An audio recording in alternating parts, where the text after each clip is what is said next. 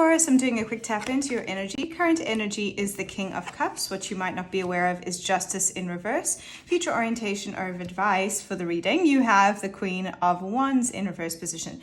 Very interesting. Balancing what you do with how you feel.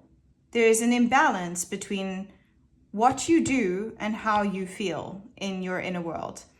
It's so intriguing because the Justice card, and what you might not be aware of, Justice is all about the sense of balance, right? It refers to Libra. Even the number 11 here is very symmetrical. It talks about finding the sense of balance in our life. What makes us feel balance, in harmony. And when it's in reverse, it's saying there's this sense of imbalance. And when I look at this, there's this sense of imbalance between your King of Cups, which means I understand how I feel. I'm in tune with my emotional world. I'm listening to it and I'm connected to it. I'm emotionally intelligent. I make space for my own emotions and those of the others around me. And then, so you are in tune with your emotional world and you're starting to listen to it more, which is really, really beautiful, and creating space for your emotions.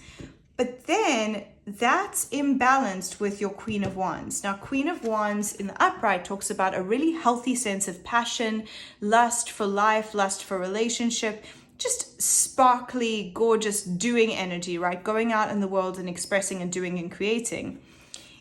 In the reverse position, it talks about a disconnection from your sense of passion and not necessarily knowing what to do. So feeling a little bit like disconnected from your sense of motivation.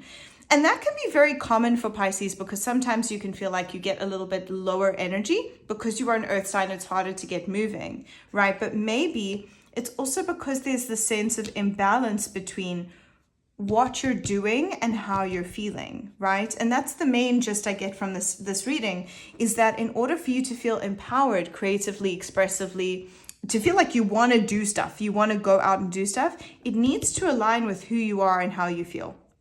Somehow in your world, the actions, maybe your work, the people you're hanging out with don't necessarily make you feel the most like you. And this reading is saying finding some balance by the things that you do aligning with how you feel more. So you're letting your outside world reflect who you are inside. And that means really starting to express who you are inside, which can feel sometimes intimidating and scary, but really relieving and beautiful.